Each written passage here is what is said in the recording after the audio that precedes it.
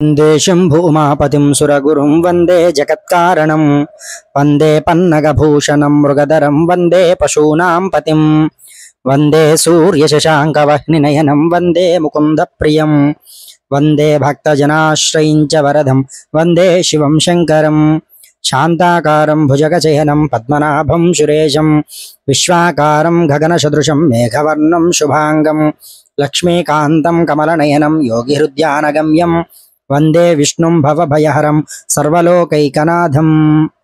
महासंकल्पం YouTube channel ప్రేక్షకులకు స్వాగతం సుస్వాగతం। ఈ రోజు మన ఛానల్లో కార్తీక పురాణం 12వ అధ్యాయాన్ని చెప్పుకుందాం।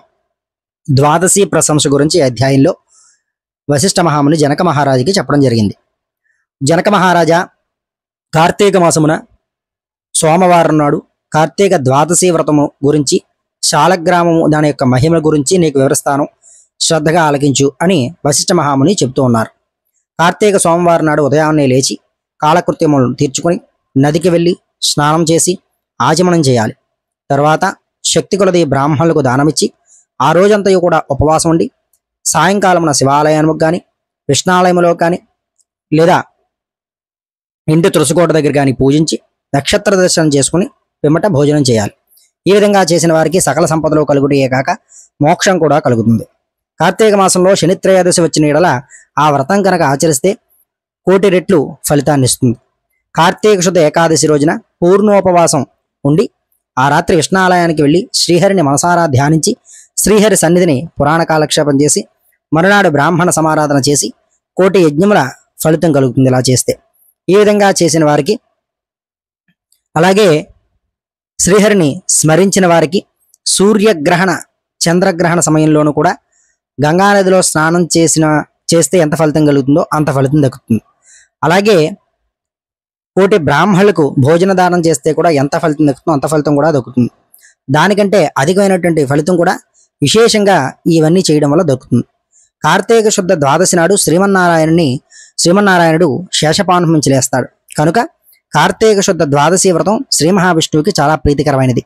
ఆ రోజున శ్రీమంతులు ఎవరైనా ఆవు కొమ్ములకు బంగారు తొడుగులు తగిలించి ఆవు కాళ్లకు వెండి డెక్కలు తగిలించి దూడతో సహా బ్రాహ్మణుడికి దానమిచ్చిన యెడల ఆ ఆవు శరీరముందు ఎన్ని రోమములు కలవో అన్ని సంవత్సరములు ఇంద్రలోకంలో స్వర్గ సుఖాల్లో అనుభవిస్తారు। కార్తీక మాసముందు వస్త్రదానం చేసినను గొప్ప ఫలితం దక్కుతుంది।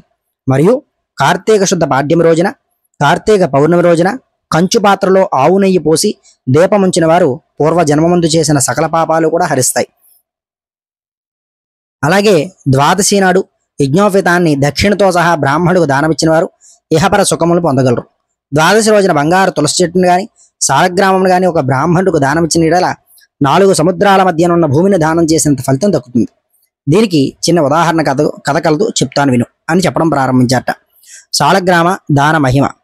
పూర్వం అఖండ గోదావరి నదీ తీరమునందు ఒక పల్లెటూరినందు ఒక వైశ్యుడు నివసించేవాడు।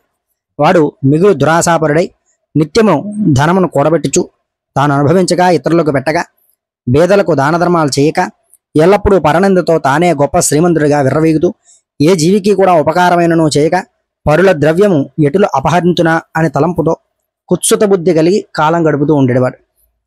అతడు ఒకనాడు తన గ్రామానికి సమీపంలో ఉన్న పల్లెలో నివసించున్న ఒక బ్రాహ్మణులకు తన వద్దనున్న ధనాన్ని పెద్ద వడ్డీకి అప్పు ఇచ్చాడు।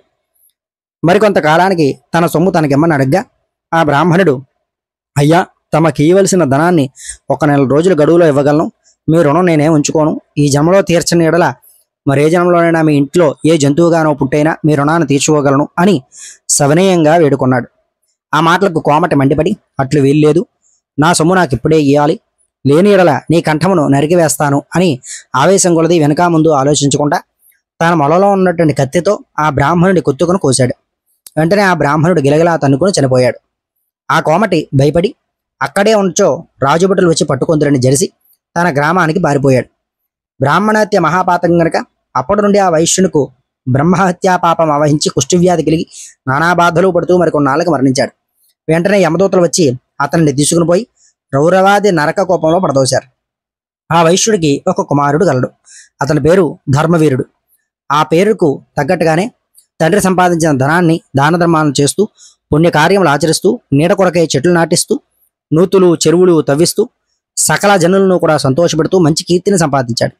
ఇట్లుండగా కొంతకాలానికి త్రిలోక సంచారి అయినటువంటి నారదుల వారు యమలోకం దర్శించి భూలోకానికి వచ్చి తోవలో ధర్మవీరుడి ఇంటికి వేయించేశారు. ధర్మవీరుడు నారదుల వారికి సాష్టాంగ దండ ప్రణామాలు ఆచరించి విష్ణుదేవుడిగా భావించి అర్ఘ్యపాధ్యాది విధుల చేత సత్కరించి చేతులు జోడించి, మహానుభావ, నా పుణ్యం కొలది నేడు తమ దర్శనం లభించింది. నేను ధన్యుడయ్యాను. నా జన్మ ధరించింది. నా ఇల్లు పావనమైంది. శక్తి కొలది నేను చేసేటువంటి సత్కార్యమును సేకరించి తమరు వచ్చినటువంటి కార్యమును విశదీకరించండి అని సవినుడై వేడుకున్నట్ట. అంతట నారదుడు చిరునవ్వు నవ్వి, ఓ ధర్మవీర, నేను నీకు ఒక హితువు చెప్పదలిసి వచ్చాను. శ్రీ మహావిష్ణువుకు కార్తీక మాసంలో శుద్ధ ద్వాదశి మహాప్రీతికరమైన దినం. ఆ రోజు స్నాన, దాన, జపాదులలో ఏవైనా చేసినను అత్యంత ఫలితం కలుగుతుంది. 4 జాతులలో ఏ జాతి వారైనా, స్త్రీ అయినా, పురుషుడైనా, జారుడైనా, చోరుడైనా, పతివ్రత అయినా, వ్యభిచారిణి అయినా, కార్తీక శుద్ధ ద్వాదశి రోజున సూర్యుడు తులారాశి ఎందుండగా నిష్టగా ఉపవాసం ఉండి సాలగ్రామ దానం చేసిన ఎడల ఒడుకటి జన్మయందు ఈ జన్మయందు చేసినటువంటి పాపములు పోవును. నీ తండ్రి యమలోకంలో మహా నరక బాధలు అనుభవిస్తూ ఉన్నాడు. అతన్ని ఉద్ధరించుటికై నీవు సాలగ్రామ దానం చేయక తప్పదు. అట్లు చేసి నీ తండ్రి రుణం తీర్చుకునము. నీవు సాలగ్రామ దానం ఖచ్చితంగా చెయ్యాలి అని చెప్పాడు. అంతట ధర్మవీధు, నారదమునివరయ్య, నేను గోదానము, భూదానము, హిరణ్యదానము మొదలగు మహాదానాలన్నీ కూడా చేసి ఉన్నాను. అటువంటి దానములు చేయగా నా తండ్రికి మోక్షం కలిగినప్పటికీ ఈ సాలగ్రామం అనే రాతిని దానం చేసినంత మాత్రాన ఆయన ఎట్లు ఉద్ధరింపబడతాడు అని సంశయం నాకు కలుగుతున్నది.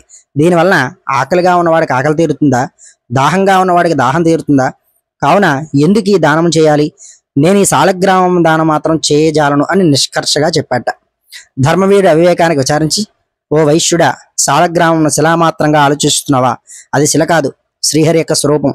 అన్ని దానముల కంటే సాలగ్రామ దానం చేసేస్తూ మహా విశేషమైనటువంటి ఫలితం దక్కుతుంది.